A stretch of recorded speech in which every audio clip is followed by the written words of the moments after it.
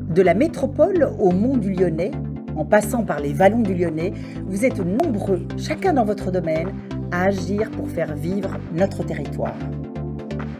Dans les 41 communes de notre circonscription, nous sommes allés à la rencontre de ces hommes et ces femmes qui œuvrent au quotidien pour l'intérêt général. Zoom sur ces citoyens qui font la circo.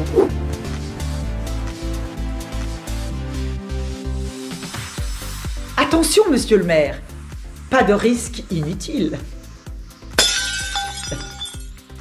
À Marcy-l'Étoile comme ailleurs, chaque commune se doit de tenir à jour son plan communal de sauvegarde. Le plan communal de sauvegarde, c'est d'abord et avant tout une préparation. C'est-à-dire imaginer quels pourraient être les risques majeurs pour notre commune et en fonction de ces risques, se préparer comment agir. Dans l'urgence, de manière plus efficace, plus raisonnée et avec déjà des plans d'action bien définis. Loïc Commun n'a pas attendu les 5 années réglementaires pour relancer la révision de son plan d'action.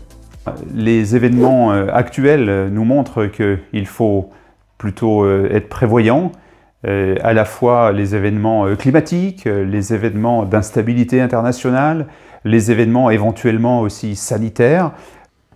Soigneusement rangées, les procédures à suivre en cas d'incident majeur restent à portée de main.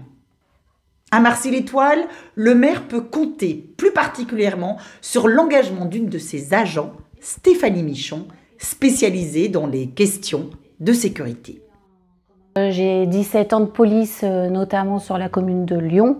Donc la gestion des risques, je maîtrise plus ou moins. Donc effectivement, j'ai une expertise, on va dire, du fait de ma profession antérieure. Et j'essaye de le faire appliquer mon regard aussi sur le plan communal de sauvegarde à Marcy-l'Étoile.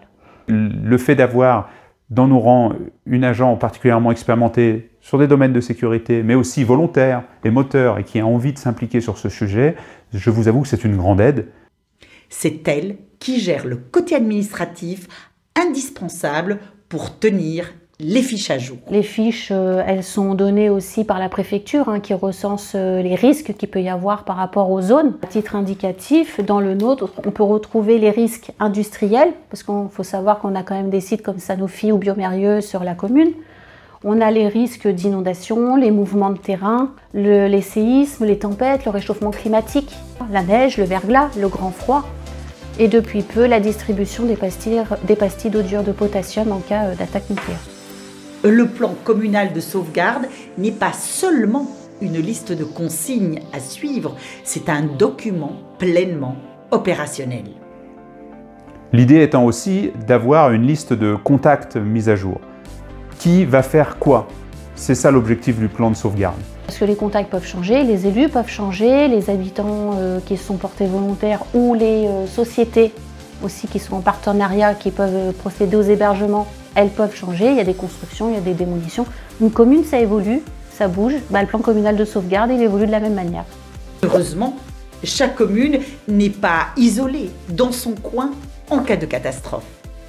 Déjà, le maire agit sous autorité du préfet.